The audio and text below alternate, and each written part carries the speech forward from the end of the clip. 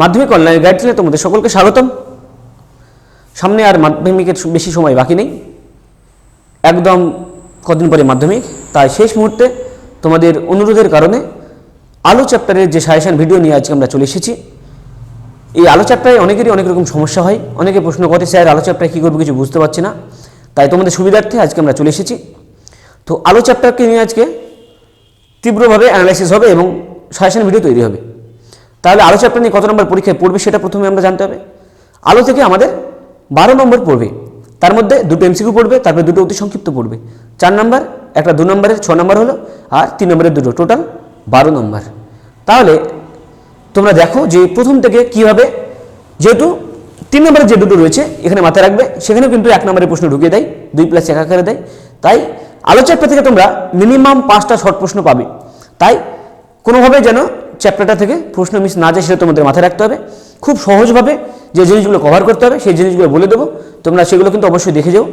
যারা সারা বছর ভালোভাবে পড়াশোনা করেছো তারাও প্রত্যেকটা প্রশ্ন দেখে যাও, কোনোভাবে যেন মিস না হয়।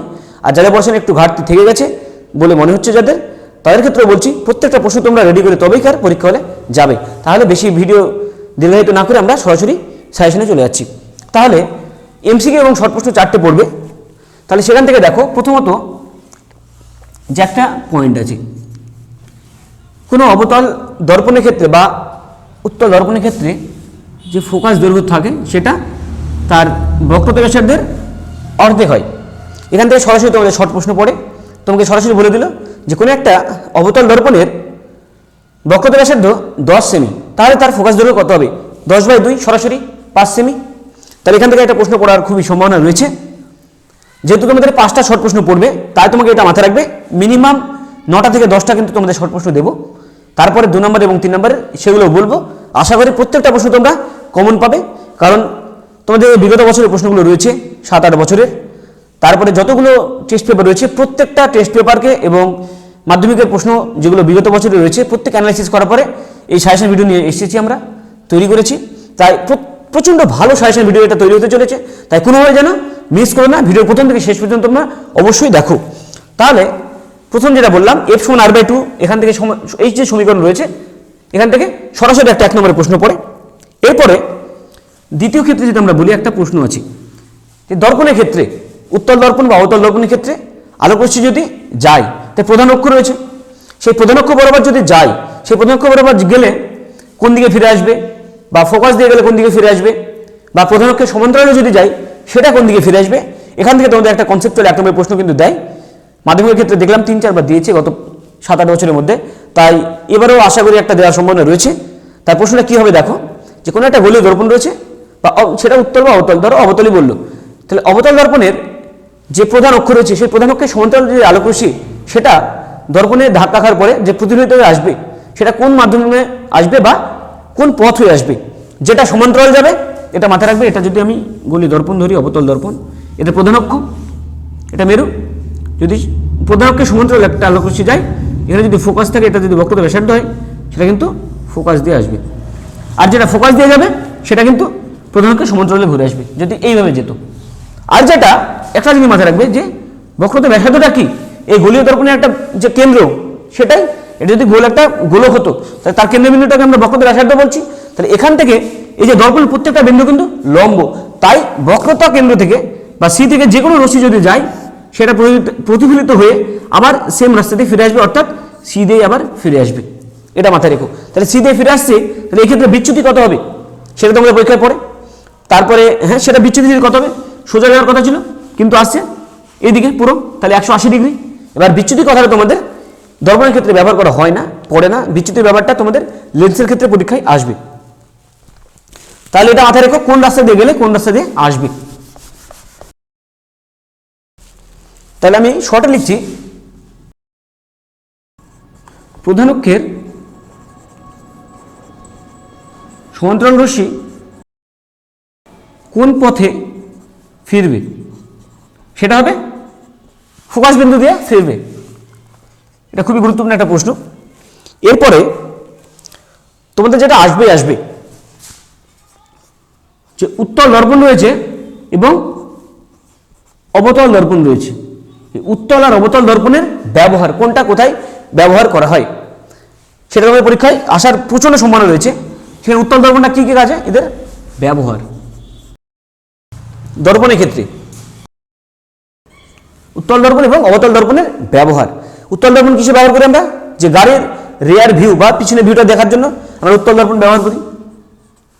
তাহলে উত্তল দর্পণ হলো। এবার অবতল দর্পণ দেখো, অবতল দর্পণ কোথায় কোথায় ব্যবহার করা হয়।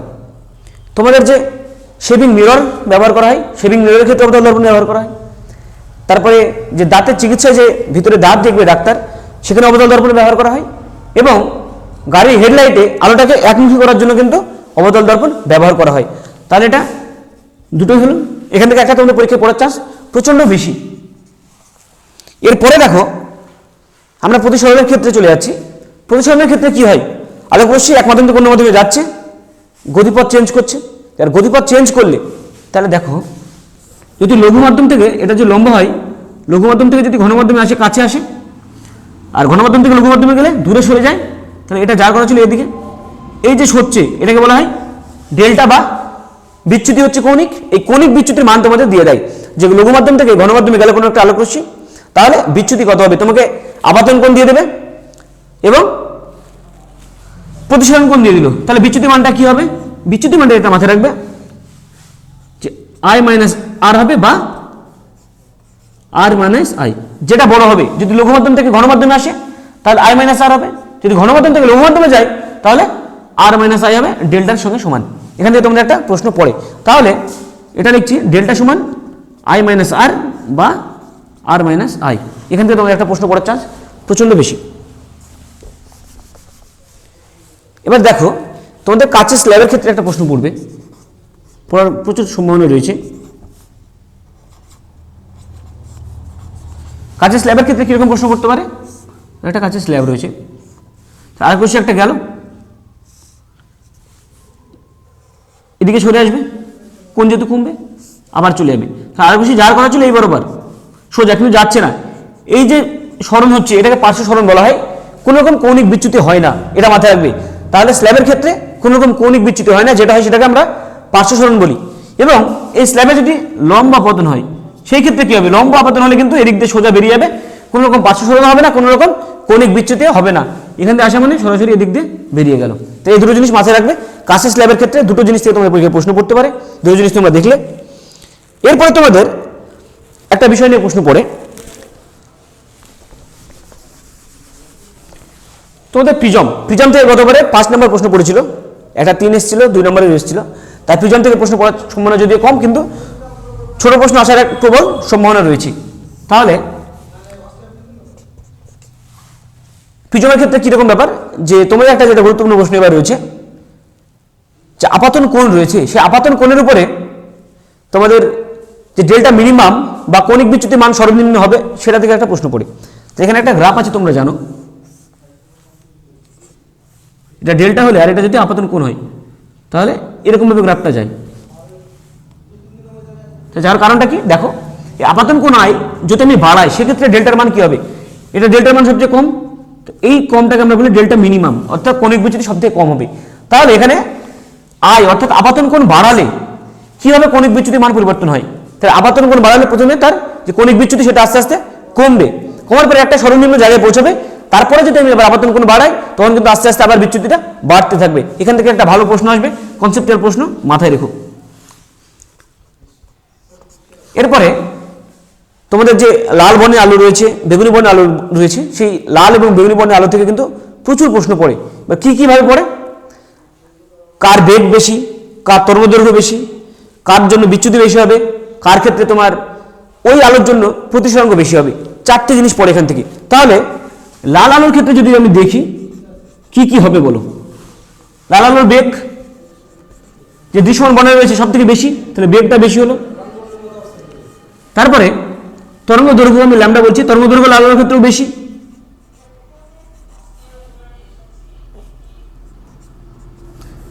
এরপরে বিচ্যুতি আমি ডেল্টা দিয়ে লিখছি। লাল আলোর ক্ষেত্রে কিন্তু যেমন যখন বিচ্ছুরণ হয় লাল আলোর বিচ্যুতি সব থেকে কম হয়, বেগ বেশি হওয়ার জন্য বিচ্যুতি কিন্তু অনেক কম হয়। এবার মিউ আর মানে লাল আলোর সাপেক্ষে কোনো মাধ্যমের প্রতিসরণকে আমরা মিউ আর বলবো, বেগুনি বর্ণের জন্য কোনো মাধ্যমের প্রতিসরণকে আমরা মিউ ভি বলছি, অর্থাৎ ভায়োলেট। এই মিউ আর এর পরিমাণও কিন্তু অনেক কম হচ্ছে, ওই জন্য কম বাঁকাচ্ছে। বেগুনের ক্ষেত্রে পুরো উল্টো, এটাও কম হবে, ল্যামডার মানও কম হবে, ডেল্টার মান কিন্তু বেশি হবে, বিচ্যুতি বেশি হবে, তাই যে মিউ ভি রয়েছে সেটার মানও কিন্তু বেশি হবে মিউ আর এর অপেক্ষা। তাহলে এটা কভার হলো। এরপরে তোমাদের একটা তড়িৎচুম্বকীয় যে বর্ণালী রয়েছে, এই বর্ণালী থেকে কার তরঙ্গদৈর্ঘ্য সব থেকে বেশি কার কম সেগুলো পড়ে। তরঙ্গদৈর্ঘ্য যদি বেশি বলে সেক্ষেত্রে মাথায় রাখবে যে রেডিও ওয়েভ রয়েছে সেটার তরঙ্গদৈর্ঘ্য বেশি, আর তরঙ্গদৈর্ঘ্য সব থেকে কম তোমার গামা রশ্মি। তাই গামা রশ্মি সব থেকে কম তরঙ্গদৈর্ঘ্য আমরা যেগুলো নিয়ে আলোচনা করি, আর বেশি যদি বলি তরঙ্গদৈর্ঘ্য সেটা হবে বেতার তরঙ্গ বা রেডিও ওয়েভ। এই যে বোর্ড করা রয়েছে যে তোমাদের এমসিকিউ এবং শর্ট প্রশ্ন পড়বে, আশা করি তোমরা প্রত্যেকটা প্রশ্ন এখান থেকে সরাসরি কমন পাবে। যদি দু একটা মিস যায় সেগুলো মিস যাবে না। এই যে 2 নম্বর রয়েছে, 2 নম্বরের ক্ষেত্রে যে প্রশ্নগুলো বলবো সেখান থেকে কিন্তু তোমাদের পার্ট করে বা কেটে 1 নম্বরের ক্ষেত্রে দিয়ে দিতে পারি। তাহলে দেখো প্রত্যেকটা প্রশ্ন খুবই গুরুত্বপূর্ণ, প্রত্যেকটা প্রশ্ন তোমরা রেডি করে তবেই যাবে।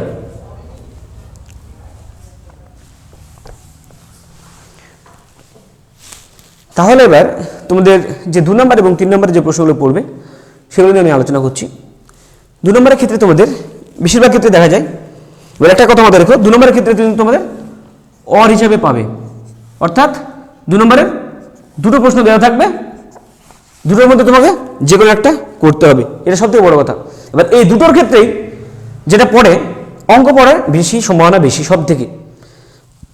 তাহলে এই অঙ্কতে কি কি তোমাদের অঙ্ক আসে সেটা তোমার মাথায় রেখো।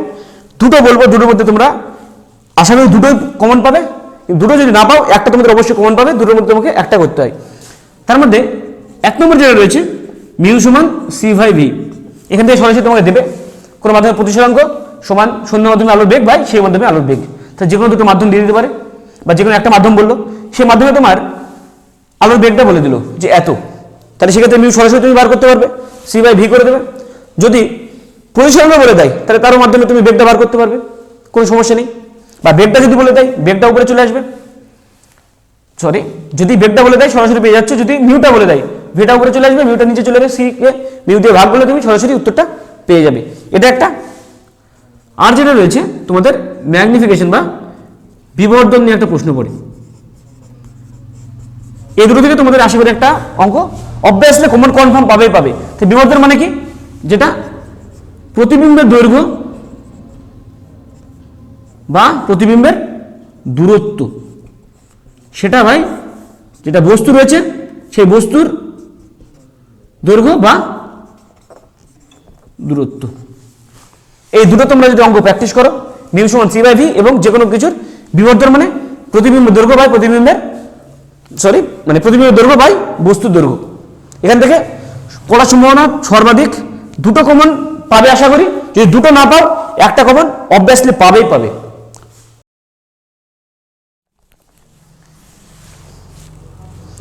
এবার আসছে 3 নম্বরের প্রশ্ন কি বলে সেটা নিয়ে আলোচনা করতে। প্রথমত 3 নম্বরের ক্ষেত্রে তোমরা এরকম পাবে, ধরো এই একটা প্রশ্ন আছে, অর হিসাবে তুমি বি পেয়ে যাবে, এটা 1 নম্বরের প্রশ্ন ধরো হলো, আর দ্বিতীয় প্রশ্ন সরাসরি সি।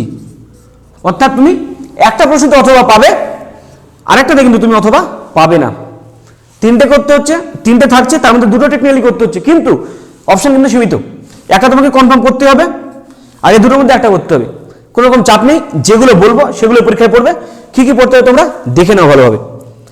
তাহলে বহুত দিন কিন্তু প্রমাণ পড়েনি পরীক্ষায়, প্রমাণ পড়েও না সহজে, তাও তোমরা একটা প্রমাণ বলবো যেটা তোমরা দেখে যাবে, এফ সমান r/2 পড়লে সরাসরি 3 নম্বরে পড়বে, এর সঙ্গে কোনো কিন্তু যুক্ত হিসেবে কিছু থাকবে না।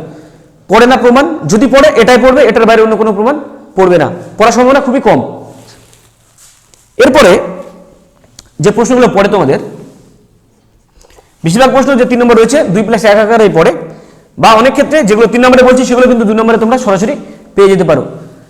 উত্তল লেন্স এবং অবতল দর্পণের ক্ষেত্রে দুটো বিন্দু আছে যেখানে বস্তু রাখলে, বা দুটো জায়গা আছে যেখানে বস্তু রাখলে প্রতিবিম্ব কোথায় গঠিত হয় সেটা তোমাদের পড়ার সম্ভাবনা প্রচন্ড বেশি। তাহলে যদি বলি আমি অবতল দর্পণ এবং উত্তল লেন্স, এবার অবতল দর্পণে কোথা থেকে কোথার মধ্যে বস্তু রাখতে হবে, অবতল দর্পণের ক্ষেত্রে ফোকাস থেকে যদি মেরুর মধ্যে আমি বস্তু রাখি তাহলে ছবিটা কোথায় তৈরি হবে, প্রচণ্ড ইম্পর্টেন্ট। আর একটা উত্তল লেন্সের ক্ষেত্রে যদি আমি ফোকাস থেকে যে আলোক কেন্দ্র রয়েছে বা অপটিক্যাল সেন্টার আমি ও দিয়ে লিখছি, এই দুটোর মধ্যে, তাহলে অবতরণের ক্ষেত্রে ফোকাস এবং মেরুর মধ্যে বস্তু রাখলে কোথায় ছবি তৈরি হবে এবং ছবির বৈশিষ্ট্যটা কি। উত্তল লেন্সের ক্ষেত্রে ফোকাস এবং আলোক কেন্দ্রের মধ্যে যদি আমি বস্তু রাখি তাহলে ছবিটা কোথায় তৈরি হবে, ছবির বৈশিষ্ট্যটা কি। এই প্রশ্নটা আবার অন্যভাবে আসি যে উত্তল লেন্সকে বিবর্ধক কাচ হিসাবে কিভাবে ব্যবহার করা হয়, একই উত্তর, কিন্তু তোমরা অবশ্যই প্রশ্ন রেডি করেছো। এই দুটোর মধ্যে একটা তোমাদের কনফার্ম পরীক্ষায় পড়বেই, এটা মাথায় রেখো। যদি এখানে সরাসরি না পড়ে, 2 নম্বরের ক্ষেত্রে না পড়ে, 3 নম্বরের না পড়ে, 1 নম্বরের ক্ষেত্রে সরাসরি কিন্তু ওরা প্রশ্ন দিয়ে দেবে কনসেপ্ট থেকে। এরপরে একটা খুব ভালো জিনিস আছে যে তোমাদের চোখের যে সমস্যা, দৃষ্টিজনিত যে সমস্যাগুলো রয়েছে, অর্থাৎ হাইপারমেট্রোপিয়া এবং মায়োপিয়া, অর্থাৎ একটা দীর্ঘদৃষ্টি আর একটা স্বল্প দৃষ্টি। দীর্ঘদৃষ্টি কাকে বলে, স্বল্প দৃষ্টি কাকে বলে, কোন লেন্স দ্বারা এটা দূরীকরণ করা হয়। 2 নম্বরে পড়লে সেম এইভাবে পড়বে। যদি 3 নম্বরের ক্ষেত্রে পড়ে তাহলে হাইপারমেট্রোপিয়া কি এবং কোন লেন্স দ্বারা এটাকে দূরীকরণ করা হয় সেটা ছবি আকারে দেখাতে হবে। যদি 3 নম্বরের ক্ষেত্রে পড়ে 1+2 যদি বলে সেক্ষেত্রে এই দুটো প্রশ্ন খুবই গুরুত্বপূর্ণ। হাইপারমেট্রোপিয়া বা দীর্ঘদৃষ্টি, মায়োপিয়া বা স্বল্পদৃষ্টি বলতে কি বোঝো, এটা কিভাবে প্রতিকার করা হবে। এবার সরাসরি সূত্র পড়ে না পরীক্ষায়, তোমাদের বাচ্চাবেলায় পড়তো যে আলোর প্রতিফলনের সূত্রগুলো লেখো। এই ক্ষেত্রে মাধ্যমিকের ক্ষেত্রে তোমাদের যে প্রতিসরণের সূত্র রয়েছে, স্নেলের সূত্র যেটা রয়েছে, প্রতিসরণের যে স্নেলের সূত্র রয়েছে, সূত্রটা কিন্তু গুরুত্বপূর্ণ। কারণ কি, কোন অ্যাঙ্গেল দিয়ে গুরুত্বপূর্ণ, এই যে রয়েছে যে আপতন কোণের সাইন আই আর প্রতিসরণ কোণের সাইন মানে সাইন আর, এটা সমান যে মিউ। এই কনসেপ্টটা থেকে কিন্তু তোমাদের সরাসরি প্রশ্ন আসে। সরাসরি প্রশ্ন না আসলেও সূত্রটা তোমাদের আসার সম্ভাবনা এবার প্রচণ্ড বেশি আছে। বিভিন্ন জায়গা থেকে ঘেটে আমি এটা কিন্তু একটা সিদ্ধান্তে আসলাম, এটা পড়ার সম্ভাবনা প্রচুর। নাহলে দিন আর যথারীতি মানে সূত্র দেওয়া হয় না, কিন্তু এবার পড়ার সম্ভাবনা তোমাদের বেশি খুব, ওই জন্য এটা দিয়েছি। এরপরে তোমাদের একটা বিষয় নিয়ে যেটা আসবে যে তোমাদের কনসেপ্টুয়াল কিছু প্রশ্ন আসে যে কোনো বস্তুকে আমরা কেন দেখি অ্যাকচুয়ালি। তাহলে কোনো একটা বস্তুর উপর যদি আলোক রশ্মি পড়ে, সেই আলোক রশ্মি যদি আমাদের চোখে আসে তবে তার সেই রশ্মিটার যে মানে সেই বস্তু থেকে আলোটা আসবে, আমাদের রেটিনাতে ছবি তৈরি হবে, সেটা আমাদের তারপরে দেখব। তাহলে এই যে কালারের ব্যাপারটা, কোনো একটা লাল বস্তুকে আমরা লাল কেন দেখি, কোনো একটা বস্তুকে কালো কেন দেখি, সাদা কেন দেখি, এখান থেকে তোমাদের 2 নম্বরের একটা কনসেপ্টুয়াল প্রশ্ন আসে। তাই কি হবে, কোনো বস্তুকে লাল কেন দেখছি, যেটাকে লাল দেখছি তাহলে কেবলমাত্র লাল বর্ণের যে আলো রয়েছে সেটা কিন্তু প্রতিফলিত হয়ে আমাদের চোখে এসেছে, বাকি যে বর্ণের আলোগুলো রয়েছে সেই আলোগুলো ওরা শোষণ করে নিয়েছে। তাই কেবলমাত্র লালটা যেহেতু আমাদের চোখে এসেছে আমরা সেটাকে লাল দেখছি। কোনো একটা বস্তুকে সাদা দেখছি কেন, সাদা মানে সমস্ত বর্ণের সমষ্টি। তাই প্রত্যেকটা আলো পড়ছে, কোনো আলোকেও শোষণ করছে না, প্রত্যেকটা আলো এসে আমাদের চোখে পড়ছে, তাই সেটাকে আমরা সাদা দেখছি। কালো কেন দেখবো কোনো একটা বস্তুকে, কালো দেখার কারণ হচ্ছে সেই যে বস্তুতে আলোক রশ্মি পড়ছে, পড়ার পরে কোনো বর্ণের আলোয় কিন্তু প্রতিফলিত করছে না এবং প্রতিফলিত আমার চোখে আসছে না, প্রত্যেকটা বর্ণের আলোকে কিন্তু শোষণ করে নিচ্ছে, তাই ওটাকে আমরা কালো দেখছি। এবার তোমাকে যেটা বলে যে রাত্রিবেলায় ধরো গাছের পাতা সবুজ আমরা নর্মালি জানি দিনের বেলায়, এবার গাছের পাতা রাত্রিবেলায় যদি আমি দেখি, ধরো লাল আলোতে দেখছি, তাই লাল আলোতে দেখলে কি রঙের দেখবে, অবশ্যই কালো। কারণ কি, ওর রং যেহেতু সবুজ, কেবলমাত্র সবুজ বর্ণের আলোটাকে কিন্তু প্রতিফলিত করতে পারবে এবং সেটা প্রতিফলনের পরে আমার চোখে আসবে। লাল বর্ণের আলো দিলে সেটাকেও শোষণ করে দেবে, সেটা কিন্তু আমরা চোখে আসবে না, তাই দেখতে পাবো না। এখান থেকে কনসেপ্ট থেকে একটা ভালো প্রশ্ন পড়ে, তাহলে কি কোন বর্ণের আলো আমরা দেখি এবং সেটা কিভাবে দেখি তোমাদেরকে বললাম, খুব ভালো একটা প্রশ্ন।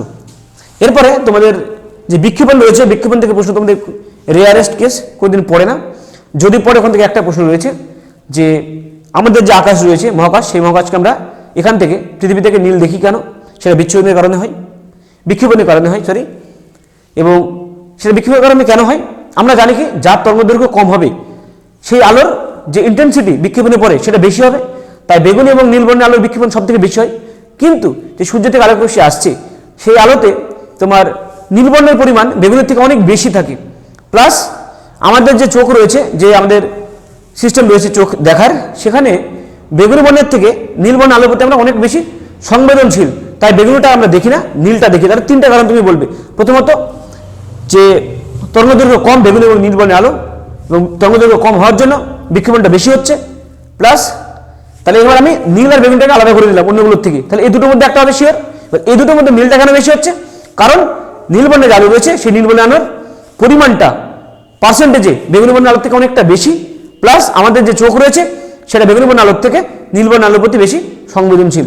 তাহলে 2 নম্বর, 3 নম্বর এবং 1 নম্বরের প্রত্যেকটা প্রশ্নের আশা করি দিলাম, এবং এখান থেকে তোমরা সরাসরি কমন পাবে, কোনো রকম চিন্তা নেই। 12 মধ্যে তোমরা 12 নম্বরে কমন পাবে, তাই কোনোভাবে ভয় পাওয়ার একদম দরকার নেই। আজকে ভিডিও বেশি দীর্ঘায়িত করছি না, এখানে শেষ করছি। আবার তোমাদের সামনের যে চ্যাপ্টার রয়েছে সেই চ্যাপ্টারগুলো নিয়ে পরের দিন আবার আমরা নতুন ভিডিও নিয়ে চলে আসবো। তাহলে যারা ফেসবুক থেকে দেখছো তারা অবশ্যই পেজটাকে ফলো করো এবং পেজের সঙ্গে থেকো, ভিডিওটাকে শেয়ার করে দিও, সবাই যেন উপকৃত হয়। এবং যারা ইউটিউব থেকে দেখছো তারা অবশ্যই আমাদের যে ইউটিউব চ্যানেল রয়েছে মাধ্যমিক অনলাইন গাইড, সেই চ্যানেলটাকে সাবস্ক্রাইব করো, ভিডিওটাকে শেয়ার করো এবং আমাদের সঙ্গে পাশে থেকো, তোমাদের মাধ্যমিকের রেজাল্টটা অবশ্যই ভালো হবে। ধন্যবাদ।